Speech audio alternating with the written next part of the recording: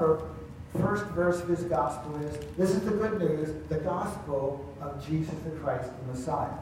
Second verse, Jesus comes onto the stage preaching the good news, the gospel, and calling people to repent and believe in the gospel. The gospel must have something to do with this as well, with this laying down our lives. And then, of course, we're informed by the verse which comes before it, where Jesus says, if anyone to become my followers, let them deny themselves and take up their cross and follow me. Now, there's something interesting about that as well, because when you think about it, this is being said before his crucifixion. And scholars are kind of mixed on this, but they basically feel that taking up your cross wasn't a common saying in those days. It would not have made any sense to anybody that was listening to him preach when he was saying, you need to take up your cross. What does that even mean? But what if the post-resurrection Jesus said this? What if the post-resurrection Jesus said to his disciples, you need to take up a cross? And they, at full knowledge, know that taking up your cross doesn't end badly. It ends in resurrection. That makes a lot of sense. And for that reason, there's an awful lot of Bible scholars that think this is one of those phrases from after the resurrection that the gospel writers kind of loaded in at the right point where they wanted to make the point in their gospel. In Matthew and Luke, for example, it's when Jesus is teaching, and he's talking about, you have to leave your mother and your father and your brother and your sister. You have to leave your family in order to become part of my family. Harsh words, and then this kind of fits in with it. Here in Mark's gospel, it fits in with this confession of Peter. You are the Messiah. But then, apparently, when Jesus suggests that the Messiah is going to suffer and die and be raised again, Peter rejects that. Because when Peter makes his confession, he is making the confession that is the hope of the people of Israel at that time. That there will come a day when God is going to send a Savior, a Messiah. And that Messiah is going to come riding in on a white horse with his armies behind him, and the number one thing he's going to do is throw Rome out. Rome will be defeated. We will be able to return to our freedom, to our worship of our God as we want, to our own laws, to our own lives. And God will raise us up again as a light to all the nations. That's the Israelite dream. When Jesus is walking around and preaching to people, and they're wondering who this is, that's the dream that all of these people have couched in their lives. This is the kind of salvation God will bring.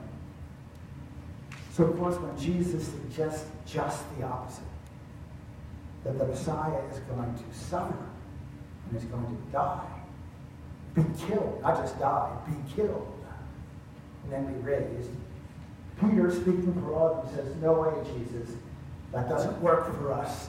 Not the kind of Messiah we need. And of course, he's completely wrong. It's exactly the kind of Messiah they need, because God intends to change the world through love and service and justice, not through power. Not through power. Not through wealth. Not through strong-handing other people. Here, Jesus lays the vision out very clearly. The good side of humanity is going to win. People are going to be able to give their lives for the other. And in return, they're going to receive life because they've done that. Come on, you know that. You know the good feeling that you have when you help the neighbor. You know a good feeling when you come back from something with your thriving shirt on, that we went out and did something good for the community.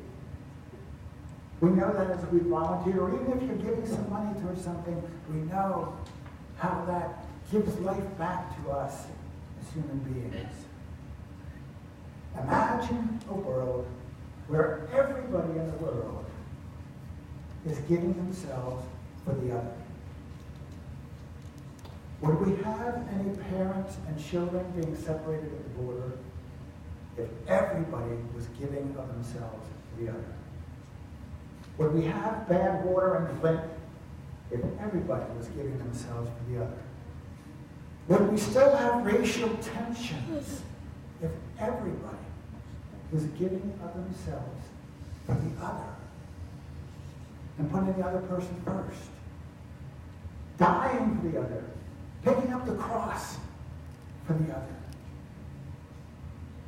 When you start to spin out that kind of a world, you can hear it. We can hear how important these words of Jesus are. This is what God created us to be.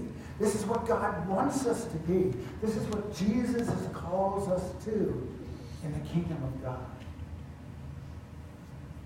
Now be careful, because this can also become, as one commentator I read called it, doormat theology.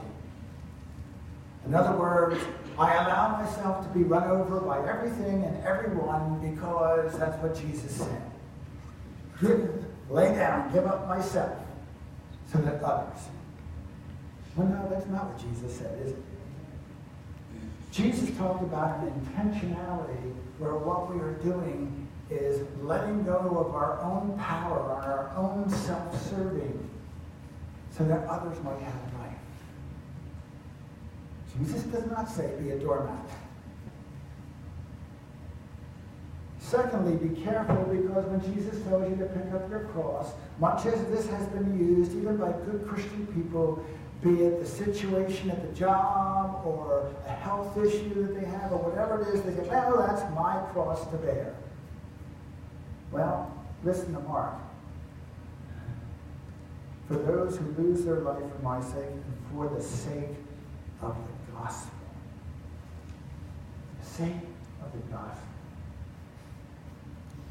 So we be careful about the way these things can get twisted and try to get back to where Jesus was going with all this. Where Jesus, as a fact, went with his own life with all of this. So we've got a little problem. Because every morning we wake up a sinner. Every morning, because we are human, because we have those two sides enough, we have the absolute potential to do good, and we have the absolute potential to walk all over people. Because, unfortunately, that's the human that's even at war within us. It takes conscious effort. It takes discipline.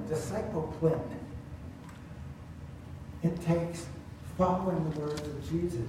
It takes taking up a cross consciously to be able to be the kind of people God wants in the world.